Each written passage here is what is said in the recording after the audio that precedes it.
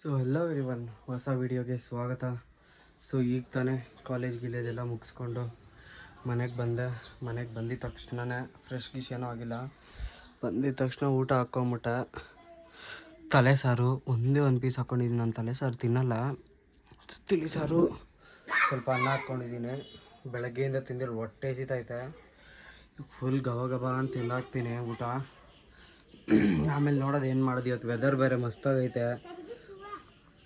ನೋಡೋಣ ಏನಾನು ಮಾಡೋದೇನೋ ಅಂದ್ಬಿಟ್ಟು evening snacks ಥರ ಏನಾನು ಮಾಡ್ತೀನಿ ನಾನೇ ಮನೆಯಲ್ಲಿ, ಇಲ್ಲ ತಗೊಂಬರೋದು ಒಂದು ಮಾಡೋಣ.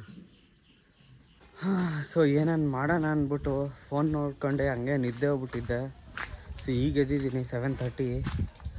ಇದು ಬೇರೆ ಬರೀಬೇಕು, ಒಂದು ಸ್ವಲ್ಪ ಅಸೈನ್ಮೆಂಟ್ಸ್ ಇದೆ. ಅದು ಇವತ್ತು ಲಾಸ್ಟ್ ಡೇಟ್ ಇದ್ದಿದ್ದು, ಇವತ್ತು ಕೊಟ್ಟಿಲ್ಲ, ನಾಳೆ ಲಾಸ್ಟ್ ಡೇಟ್ ಕೊಟ್ಟಿದ್ದಿದ್ದವ್ರಿಗೆಲ್ಲ.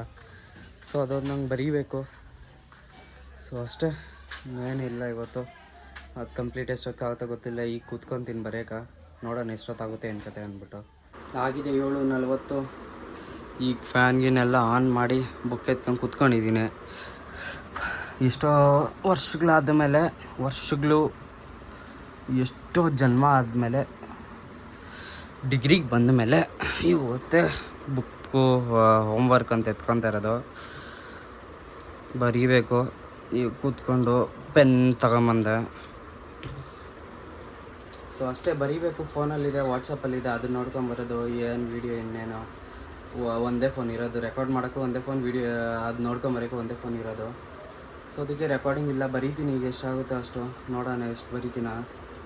ಜಾಸ್ತಿ ಅದು ಬರೆಯೋದು, ಈ ಬುಕ್ ಪೂರ್ತಿ ಬರೀಬೇಕು. ಅಮ್ಮಮ್ಮ ಅಂದರೆ ಇದರಲ್ಲಿ ಒಂದು 30 ಪೇಜಸ್ ಇರಬೇಕೇನೋ, ಮೇ ಬಿ 30 ಪೇಜಸ್ ಇರ್ಬೋದು. ಸೊ ಅಷ್ಟು ಪೇಜು ತುಂಬಿಸ್ಬೇಕು, ನಾಳೆ ಕೊಡಬೇಕಿಲ್ಲ. ಅಷ್ಟು ಕೊಡಬೇಕಿಲ್ಲ ಅಂದರೆ ನಾಳೆ ಸೈಕ್ ಆಗೋತೈತೆ. ಸುಮ್ಮನೆ ಯಾಕಪ್ಪ ಸುಮ್ಮನೆ ಓಸಿ ಮಾರ್ಕ್ಸ್ ಬರೋದು, ಇಂಟರ್ನಲ್ಸು ಅದಾದರೂ ಬರೋದಾದರೂ ಬರಲಿ, ತಲೆನೋವು ಕೆಲಸ ಆಗಬೇಕು ಅಂದ್ಬಿಟ್ಟು.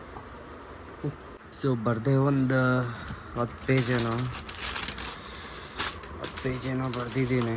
ಸುಸ್ತಾಗೋಯ್ತು, ಫುಲ್ ಸುಸ್ತಾಗೋಯ್ತು. ಇನ್ನು ಊಟ ಬೇರೆ ಮಾಡಿಲ್ಲ.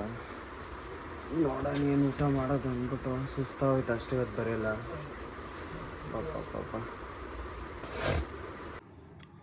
ಸೊ ನೈಟ್ ಡಿನ್ನರು ಇದೇ ಇದ್ದಿದ್ದು. ಮಸ್ತಾಗಿದೆ. So thank you for watching. See in the next vlog. Until then take care. Bye.